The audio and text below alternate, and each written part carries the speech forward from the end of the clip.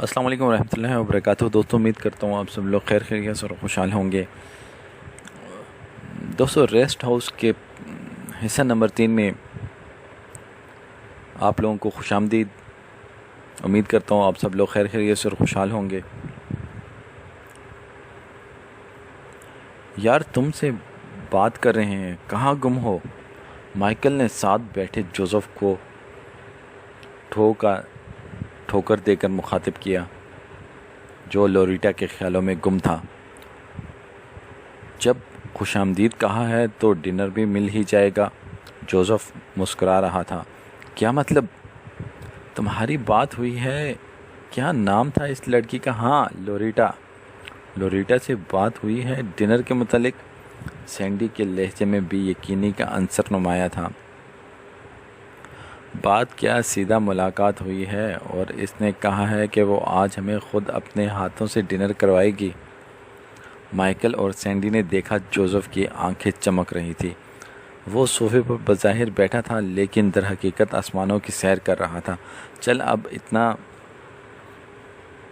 بھی نہ اڑ، دیکھتے ہیں ڈنر کا کیا سین ہے۔ مائیکل نے کہا اور دوبارہ نظریں LED پر لگا دی۔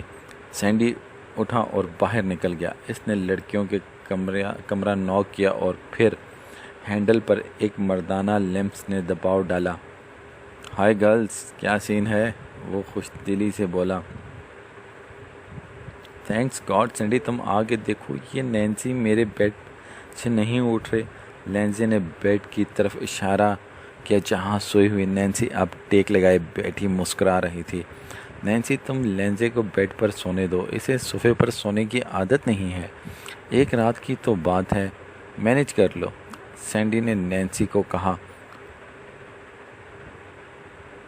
بلیک بلاؤز اور شارٹ جینز میں ملبوس نینسی ایک ادا سے اٹھی اور سینڈی کے سامنے آ کھڑی ہوئی۔ Y not sure? وہ مصنوعی انداز سے مسکراتی ہوئی کشن اٹھا کر صوفے پر بیٹھ گئی۔ اگلے ہی لمحے وہ سینڈی کی گود میں موجود تھی۔ اب وہ دونوں ایک دوسرے پر محبت لٹانے میں مشغول تھے۔ لینزے ہمیشہ کی طرح جل بھون کر کباب ہو رہی تھی۔ اس کی تیکھی ناک اب بالکل لال ٹماٹر بن چکی تھی۔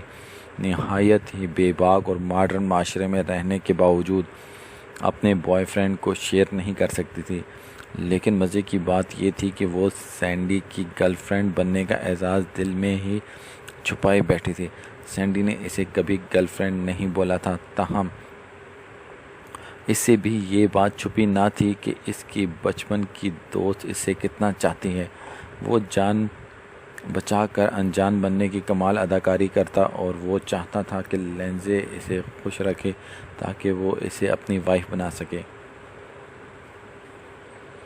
اچانک ڈور ناک ہوا۔ کریگ ویرن اندر داخل ہوا۔ سینڈی اور نینسی بھی یکدم اس کی طرف لپکی۔ آئی ایم سوری، ایکچولی چلیں رہنے دیں۔ مس لینزے، اگر آپ فری ہیں تو آپ سے ضروری بات کرنی تھی۔ وہ جملہ نامکمل چھوڑ کر لینزے کے بدلتے چہرے کے زاویوں کا بغور مشاہدہ کر رہا تھا۔ وہ یکدم اٹھی اور کریگ کے ساتھ چل دی۔ کریگ نے لینزے کے کندھے پر ہاتھ رکھ کر سینڈی کو کہا، you guys carry on. Sandy کو کریگ ویرن کا یوں بے باکی سے لینزے کے ساتھ لے جانا اچھا نہیں لگا۔ شام کے سریلے اندھیرے نے دھیرے دھیرے روشن افق کو اپنی لپیٹ میں لے لیا۔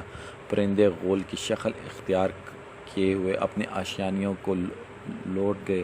لینزے بھی کریگ کے ساتھ اب ریسٹ ہاؤس کی جانب بڑھ رہی تھی۔ کریگ نے اپنا کھردرا بازو لینزے کی کمر کے گرد مائل کر رکھا تھا۔ بظاہر لگ رہا تھا کہ ان دونوں میں کافی انڈرسٹینڈنگ ہو گئی ہے۔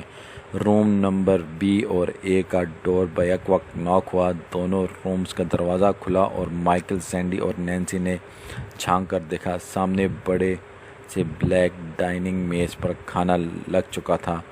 وہ چاروں روم سے باہر آئے اور اپنی اپنی نشست پر براجمان ہوئے۔ حیرت کی بات یہ تھی کہ ڈائننگ ٹیبل کی کرسیوں پر جوزف، مائیکل، سینڈی، نینسی اور لینزے کا نام درج تھا۔ جیسے کریگ اور اس کی بیٹی پہلے ہی جانتے ہوں کہ ان کے گیسٹس کون لوگ ہوں گے۔ نینسی سمیت سب نے اس حیرت انگیز بات کو نوٹس کیا۔ کریگ نے لینزے کی چیئر اتنے قریب کر لی، لیکن اگلے ہی لمحے سینڈی نے وہ چیئر کھینچ کر اپنے قریب کر لی اور لینزے کا ہاتھ تھامے اسے اپنے ساتھ بٹھا لیا۔ کریگ خفیف سا مسکرایا۔ لوریٹا نے سب کو کھانا سرو کیا۔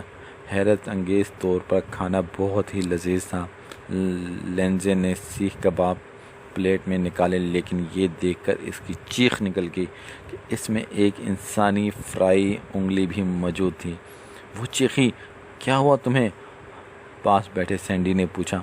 وہ سامنے، لینزے نے کپ کپاتے ہونٹوں سے جواب دیا، لیکن سامنے تو کچھ نہیں ہے۔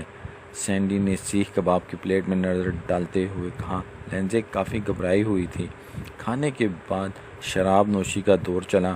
شیشے کے جگ میں لال رنگ کی شراب موجود تھی۔ لوریٹا نے ہر ایک گلاس میں شراب انڈیلا۔ شراب لبوں کو لگاتے ہوئے سب کو ابکائی آ گئی۔ سب سے زیادہ نینسی نے ریئیکٹ کیا۔ وہ دوڑ کر واش روم میں بھاگ گئی۔ اس کا ٹیسٹ بالکل… سینڈی کے جملہ مکمل کرنے سے پہلے ہی کریگ بول پڑا، خون جیسا ہے۔ وہ دراصل یہ ہماری خاصی تیز شراب ہے جو ہم مہمانوں کی خاطر توازہ میں سرو کرتے ہیں، کریگ نے کہا، اور جب سے اپنا گلاس خالی کر کے شراب پیتے ہی اس کی شہد رنگ آنکھوں میں عجیب درندگی اتر آئی۔ مائیکل، سینڈی اور لینزے نے شراب نہ پی، تاہم لوریٹا کی خاطر جوزف نے ایک دو گھونٹ پی لی۔